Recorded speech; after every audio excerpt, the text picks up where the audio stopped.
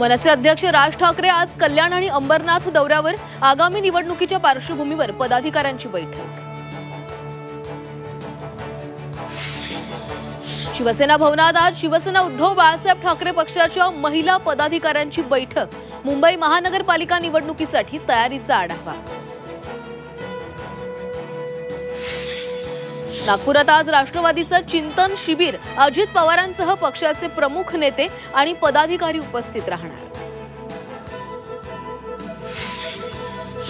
अंतरवालीतील दगडफेकी मागे शरद पवारांचे आमदार होते। छगन भुजबळांचा खळबळजनक दावा। आधीच प्लॅन ठरला असल्याचाही आरोप।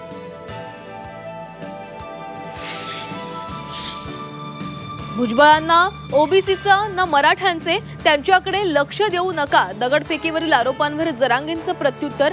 विरोधात जाणाऱ्या ओबीसी नेत्यांना धडा शिकवण्याचं आवाहन। मराठा आरक्षण जीआरला आव्हान देणारी याचिका मुंबई हायकोर्टानं फेटाळली।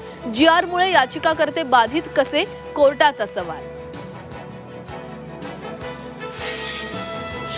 बंजारा समाजाचे राज्यभरामध्ये ठिकठिकाणी मोर्चे। नागपूर, संभाजीनगर आणि हिंगोलीमध्ये मोर्चा काढणार।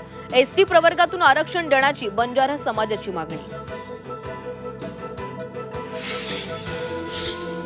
लाडकी बहीण योजनेच्या लाभार्थ्यांना आता ई-केवायसी बंधनकारक। अपात्र महिलांची संख्या वाढत असल्यानं राज्य सरकारचा निर्णय।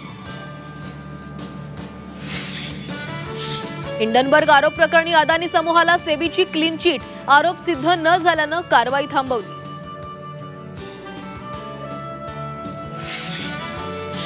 पुण्यातील कोथरूड गोळीबार प्रकरणी निलेश घायवळसह टोळीतील आरोपींना आज कोर्टात हजर करणार। कोर्टाच्या सुनावणीकडे साऱ्यांचंच लक्ष।